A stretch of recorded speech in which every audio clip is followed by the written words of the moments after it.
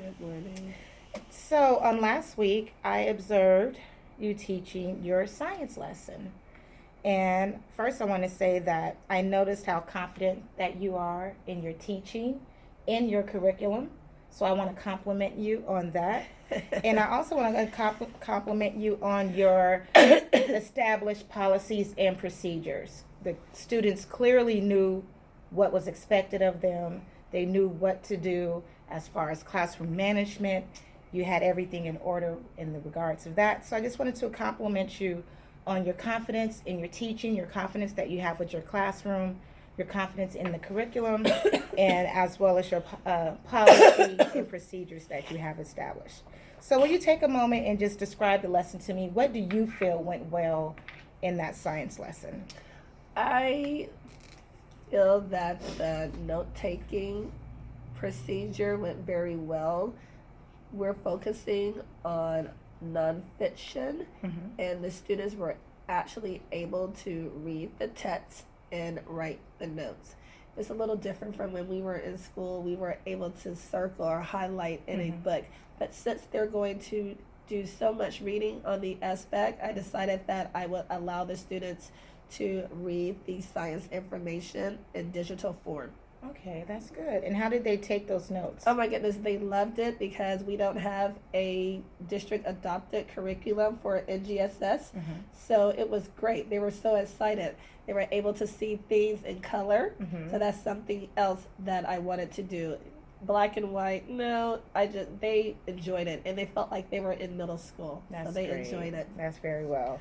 Can you identify any areas of weakness or any revisions that you would make when you teach this lesson, let's say to the next group of fifth graders coming in? Maybe pair share the notes. Uh-oh. We did small group, and then we did a lot of whole group. But perhaps we should have, like, as we learned in the NGSS K-12 Science Alliance, I look at your notes and maybe just make a aha, oh, this is something else. Since it's my notes or it's the student's notes, not really critiquing, but maybe just pair sharing, like, oh, maybe you should have added this or something like that, so that we're doing the collaborative piece. Okay, sounds good. I'm glad that you were able to identify a way to revise the lesson in the future. So I know one of our goals was on equity, and you wanted to make sure that you have a set of, was it 17 girls in the class? Exactly, 17 girls, 11 boys. So just making sure that I'm calling on various types of learners, the two genders, not just calling on all of the girls. Clearly that's going to happen because of the ratio. Right. But just making sure that I call on the various learners, because in the past I've had a tendency to model my question for the student that I think that could answer it, but I think that's not being rigorous with my instructions. So having that student who may have a challenge with the reading, making sure that that person sits next to a student that is a middle or high reader, just having that pair share so that the student has confidence and not just letting them get by with easy answers, making them think. That's good. You actually addressed the question I was going to ask, which was describe what you were trying to accomplish. Okay. And you did. One thing that I did notice is that your female population, they are very involved. They are very engaged with you. And I don't know if that's because of female to female connection, but a lot of the girls were attentive, sitting up. There was a lot of hands. And so can you think of any way to kind of draw some of the boys in just as much as I saw the girls so excited? Well, the second day of the lesson, the boys were very much engaged because we were talking about the life cycle, so the ecosystem. So they were very engaged because of the gruesome of some of the topics, like with the decomposers. Right. So just making sure that it's relevant, making sure that instruction is rigorous. So can you think of one thing that worked well with you bringing in that equity piece that we were looking at? Bringing in the equity piece, what works well is that it also appeals to the different types of learners. Like boys, they're not necessarily going to just sit there complacently. A lot of kinesthetic tactile activities, the boys are engaged in. being on using digital resources. So just making sure that equity, thinking about also being intentional when I think about the types of modalities I'm going to, the multiple learners in the classroom.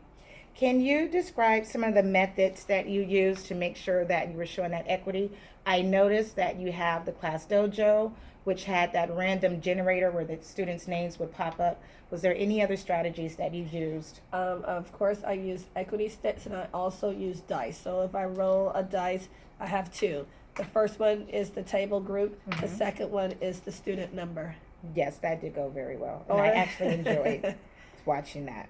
All right. Now, can we address, are there any areas of improvement that you can use towards equity? Any revisions that you would make to make sure that you're continuing to have that equity in your classroom? So now that I've done some whole group instruction, I would like to do some center work and then have the students come back and present. Or as we learned when we were in the credential program, maybe some jigsawing. So my higher learners have done that, but I don't want to always say, oh, the higher learners can do this.